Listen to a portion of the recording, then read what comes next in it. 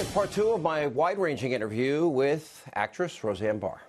How should we handle these controversies as in other words, Samantha Bee, she then apologized, or Bill Maher, the stuff that he said over the years that are pretty atrocious. I don't agree with him. I always felt this. I always felt if you don't like, and I want everyone to watch my show, but if you don't like it, you have a choice. You have all the power to turn the dial. Right. But we live in an environment where it's not just disagree. It's like disagree, get an opportunity, don't accept an apology, and try to destroy the other show. I refuse to be a part of that because I do believe that in freedom of speech, number one, I make my living with it. Number two, I do believe people make innocent mistakes. I'll be honest, I listened to your background and I read all of this stuff about you and your background and your mom and your dad. I want to say I have the best relationship with my mother today. I understand. We've done the work that needed to be done in my family, and I'm very proud of that. And we have nothing but love now. We want understood, but you know, having experienced multiple personality disorders, well, and that getting was over a tough one. Oh, I bet it was. Was that like having voices in your head? No, it's nothing like having voices. That's schizophrenia. Okay, what do I know? I'm not an expert. or at times different personalities. It's waking up and not knowing where you are, how you got there. It's loss of time. It's like, wow, you know. Just disappeared. Like you would, and you were another person and didn't know it. No memory of any of it. And people would tell you. Like when I had multiple, you know, it's called dissociative identity disorder now.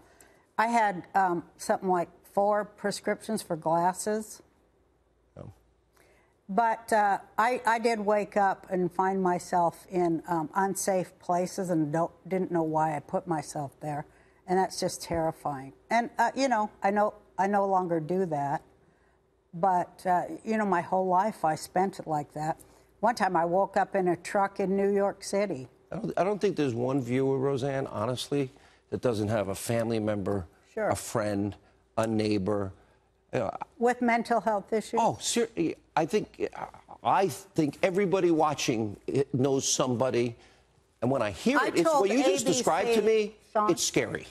It was scary. Sean, I told ABC, I don't feel that I am in a good mentally balanced place because I've been working like something like just way many weeks. Leading up to this. Yeah, and going on promotion, crossing from Hawaii to New York, and I became Ambien dependent. And a lot of people have problems with Ambien. They're not going to joke that away.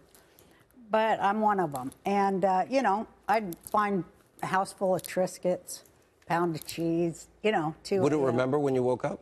Well, I'd see it in the kitchen. But you wouldn't remember it. You'd see it and you'd say, I must have eaten this during the night.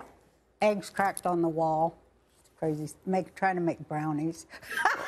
And not remember it? No, till the morning. But this is like, you know, Ambien does that to people. Let me ask last question. No, I wanted to finish a whole other thing. Oh, you want to do another hour? Oh, dang, now I forgot. I'm sorry. Last question. I start going. Now, what's next? Oh, I told ABC, you guys, I'll go and get my meds checked. You knew you were going to a dark place. I knew I wasn't keeping up because I had this a whole other subject, but you know, I don't absorb vitamins, and I found out that I was really depleted, and that affects your mental health. You think you were doing way too much and not getting the time that you need? No, because I'm supposed to go to the hospital every 8 weeks and get infusions because I don't absorb iron and you hadn't done vitamins. And I just kept saying, I wanted that show. I wanted a second season so bad that I worked myself, you know, almost to the end. Tell me what's next for you. Porn. No, Really? No. You know. No, I'm kidding. What's next? Porn. There's your headline. You know. No, I'm just loving doing my own stuff in my own studio and want to get back on stage? You want to hold that mic? I do want to go back on tour.